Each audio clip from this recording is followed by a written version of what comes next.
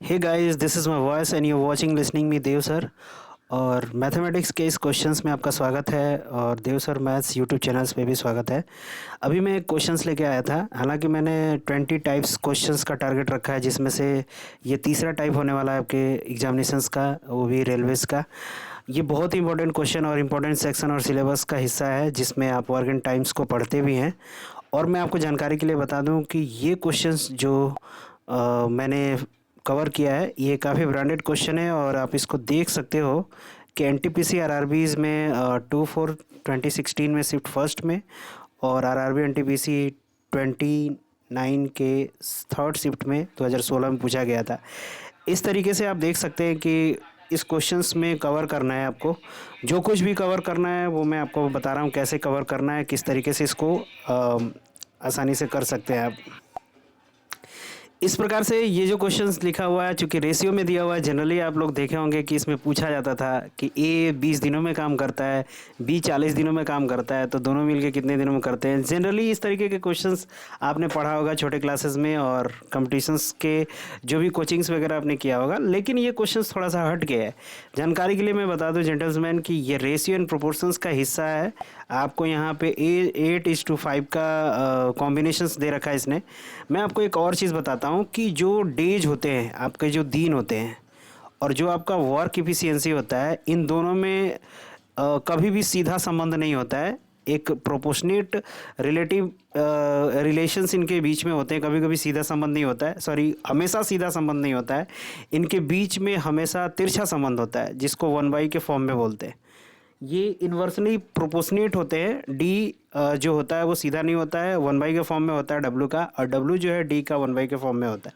मतलब कि अगर 8:5 है, तो जाहिर सी बात है कि आप ये समझेंगे कि 8 जो है ए का है और 5 जो है बी का है। लेकिन वो है उनके काम करने की दर। जब इसमें दिन के बारे में पूछा जाएगा, तो ये प्रोपोर्शन जो ए बी आपने 8:5 देखा हुआ था, ये वाला, ये उलट करके 5:8 हो जाना है। मतलब कि जो भी आपका वर्क एफिशिएंसी है, जब वो समय में आएगा, दिनों के रूप में पूछा जाएगा, तो ये उलट करके उल्टा हो जाएगा। मतलब कि जो चीज़ें 8 ए के लिए होती थी, अब वो ए के लिए 5 हो जाएगी। तो ध्यान रखना है कि ए के लिए पूछा गया था, तो आप ये याद रखेंगे कि वो 5 हो जाएगा लास्ट में चल के, क्योंकि 8:5 है तो वो 5:8 हो जाएगा। आइए अब चलते हैं इसके सॉल्यूशंस पे। यहाँ पर इसने लिखा है कि 40 दिनों में कर सकते हैं ये। आपको एक छोटा सा तरीका मैं बताता हूँ। आप इस 8:5 को आपस में मल्टीप्लाई कर लीजिएगा। सॉरी, ये 5 है आपका, इसको इसको आपस में मल्टीप्लाई कर लीजिएगा। ये हो जाएगा 40। इस 40 से ये 40 आपका ख़त्म हो जाएगा, जो दिनों वाला है। क्लियर है। और इस 8 और 5 को जो आपने यहाँ मल्टीप्लाई किया था, अब मल्टीप्लाई नहीं, अब ये प्लस करेंगे आप। मतलब कि इसको जोड़ेंगे, ये हो जाएगा 13 हो जाएगा। यानी 13x आप इसको लिख सकते हैं, क्योंकि जो चीज़ें रेशियो एंड प्रोपोर्शनेट में होती है उनको x लगा करके कभी भी डिस्प्लेड किया जाता है। ये 13x आपका एक कॉफिशिएंट है। अब a के बारे में पूछा गया था, तो a के बारे में आपको मैंने शुरू में ही बताया था कि जो 8:5 है वो 5:8 हो जाएगा। तो a का हिस्सा 5 हिस्से के बराबर, 5 डेज के, मतलब 5x के बराबर हो जाएगा। तो अब जो है 5x जो होगा वो अब a के रिलेटिव्स कंसर्न में आएगा। तो आप इस 13x में 5 से मल्टीप्लाई करेंगे, क्योंकि ए का हिस्सा अब वो 8 नहीं रहा, अब वो 5 हो गया। ठीक है, क्योंकि पलटी मारता है जब डेज को दिखाना होता है। तो 13:5 करोगे, आपके पास आंसर आएगा 65। यही आपके क्वेश्चन का आंसर हो जाएगा। तो जेंटलमैन, आपने देखा कितनी आसानी से आपने निकाल लिया। ओवरऑल मैं एक समरी के रूप में अगर आपको मैं बताना चाहूँ, तो सीधी सी बात है, आप फटाक से ऐसे क्वेश्चंस में एक छोटा सा उपाय लगाएंगे।